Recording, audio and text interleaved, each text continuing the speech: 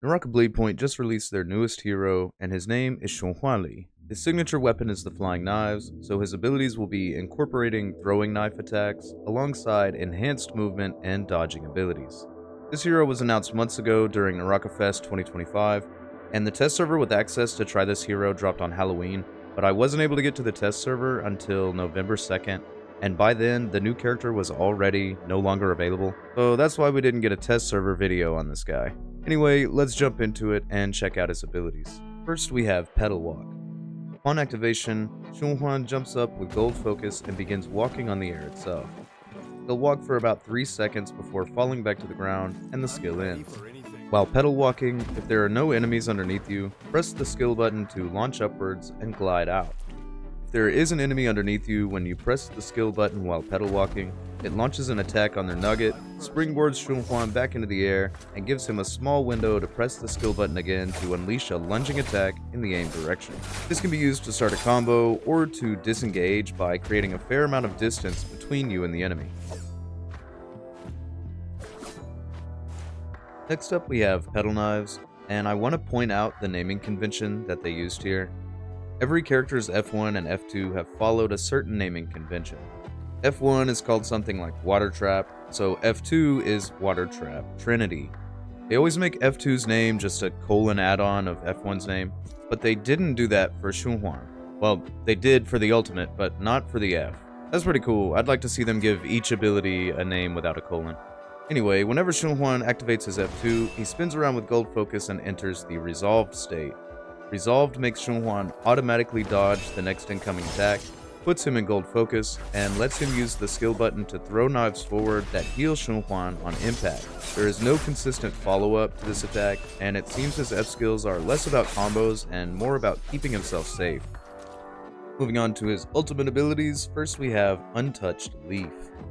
Once activated, he gains some interesting new capabilities. First, there is the Divine Intent bar, which starts filled. While full on Divine Intent, Xunhuan can use the ultimate button to lock onto enemies and throw flying knives to attack them. Enemies hit suffer from 10 seconds of vulnerable, making them take 10% more incoming damage. It doesn't show a bar above their head like every other debuff in the game does, so that you know when it goes away and it's more obvious when they're affected by something, but you can tell by the green glow around their body. There are 3 stages of lock-on. The first stage does a basic 2-strike attack. The second stage does the same 2-strike attack, but with increased damage. And the third stage attack does slightly more damage, but the best part is, it cannot be dodged. During his ultimate, Xunhuan gets slightly increased run speed, jump height, and enhanced dodging. Any well-timed dodges during this ultimate trigger resolve, letting him use F to throw knives at the opponent. This has no cooldown or usage limit as long as he is in his ultimate. He can jump into the air and use crouch to perform wind step, a dive attack on enemies below him. If successful, he bounces off and automatically throws knives at them.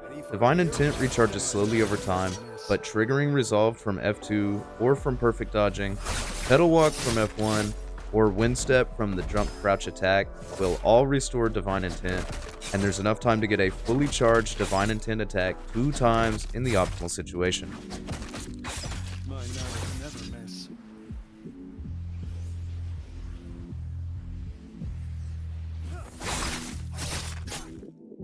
His second ultimate, Untouched Leaf Flow, not only follows that old naming convention we talked about earlier, but it's extremely similar to his first ultimate.